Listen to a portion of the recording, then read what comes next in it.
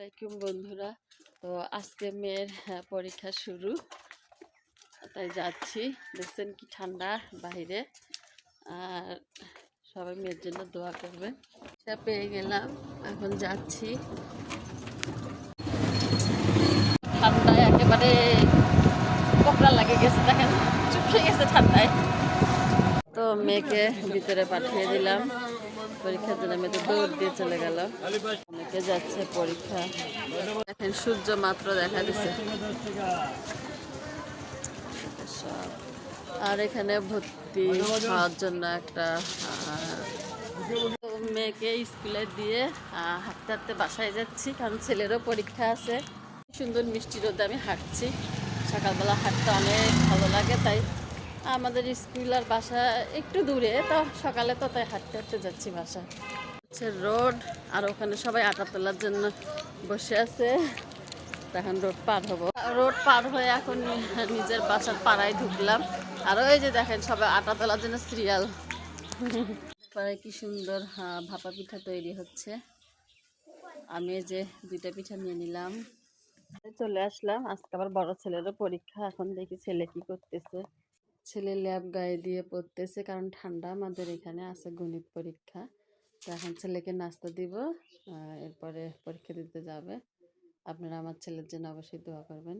তাড়াতাড়ি করে নাস্তা বানিয়ে ফেললাম, পরোটা সবজি। এটার খুব পছন্দ। আর এদিকে ছোটো বাবু কাঁদতেছে, ওর শরীরটাও ভালো না, তো ওকে যে এখন নেব। 2 কাপ চা রেডি করে ফেললাম।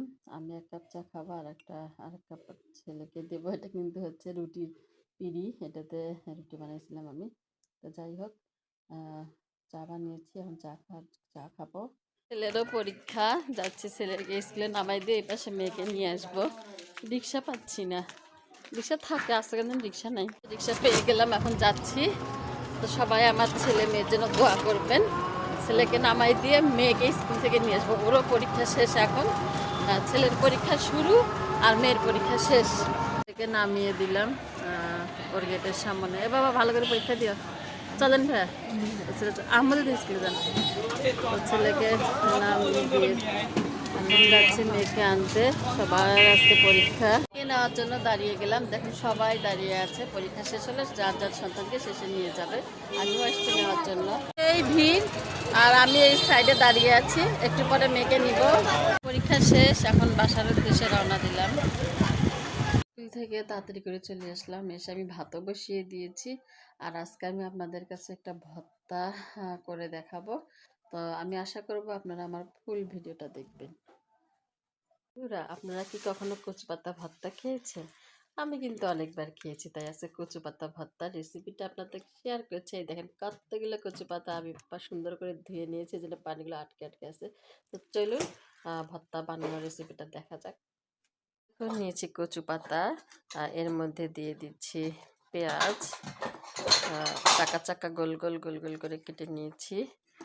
এরপরে দিয়ে দিচ্ছি রসুন, আর দিয়ে দিচ্ছি আমাদের গাছের এই গোল গোল মরিচগুলো। এগুলো আমি বোটাগুলো এখন ফালায় দিয়ে দেব। দেখুন দিয়ে দিলাম কাঁচামরিচ। এগুলো কিন্তু খুব ঝাল, তাই ওই কয়টাই দিব। আর দিয়ে দিয়েছি লবণ। তো এখন সামান্য একটু পানি দিয়ে আমি এখন চুলায় বসিয়ে দেব। এই পাতার এমনিতে একটা পানি থাকে, তাই সামান্য একটু পরিমাণ পানি দিয়ে দিলাম। তো চুলায় বসিয়ে দিলাম, এখন আমি ঢাকনা দিয়ে ঢেকে দেব। তো ঢাকনা দিয়ে ঢেকে দিলাম, সিদ্ধ হওয়া পর্যন্ত অপেক্ষা করব। পাতাগুলো সুন্দরভাবে সিদ্ধ হয়ে যাচ্ছে। আমার কচু পাতাটা খুব সুন্দর সিদ্ধ হয়ে গেছে। তো এখন আমি এটা ভর্তা বানাবো। তো দেখুন সুন্দরভাবে সিদ্ধ হয়ে গেছে, এখন ভর্তার অপেক্ষা। এখন এটা আমি বাটির মধ্যে নিয়ে ভর্তা বানাবো। তা আমি কচু পাতাগুলো নিয়ে এখন সুন্দরভাবে ঘোটা দিয়ে ভর্তা বানাচ্ছি। তো দেখুন সবগুলো আমার ভর্তা হয়ে গেছে। এখন এর মধ্যে আমি দিয়ে দেবো কাঁচা পেঁয়াজ। তো দেখুন দিয়ে দিচ্ছি কাঁচা পেঁয়াজ, আর এর সাথে নেব হচ্ছে সুরেশ ওনাটা চাকা মার্কা সরিষার তেল, আমাদের গাইবান্ধার চাকা মার্কা সরিষার তেল দিয়ে দেবো। তো দেখুন চাকা মার্কা সরিষার তেল দিয়ে দিলাম। এবার আমি সুন্দর করে মেখে নিব। তো দেখুন সুন্দর করে মেখে নিচ্ছে। আরও একটা জিনিসের মধ্যে অ্যাড করবো, সেটা হচ্ছে কি জানেন? সেটা হচ্ছে লেবু। এই লেবু দিলে একটা সুন্দর একটা মজা লাগে। আর অনেকে যদি গলা চুলকায় তার জন্য লেবু দিতে পারেন, তবে লেবু না দিলে এই ভর্তাটা অসম্পূর্ণ থেকে যায়। তো দেখুন লেবু দিয়ে দিলাম। তো দেখুন হয়ে গেল আমার কচু পাতা ভর্তা।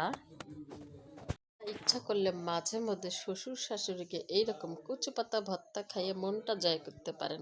আসলে কেন কথাটা বললাম, এই কচু পাতাগুলো আসলে আমার শ্বশুর শাশুড়ি আমাকে নিয়ে এসে দিয়েছে, তাই এগুলো আমি ভর্তা বানালাম। আসলে ভর্তাটা সবাই কিন্তু খুব পছন্দ করে। তো আজকের মতো এ পর্যন্ত, শুভই দুপুর, সবাই ভালো থাকবেন, সুস্থ থাকবেন, আল্লাহ হাফেজ।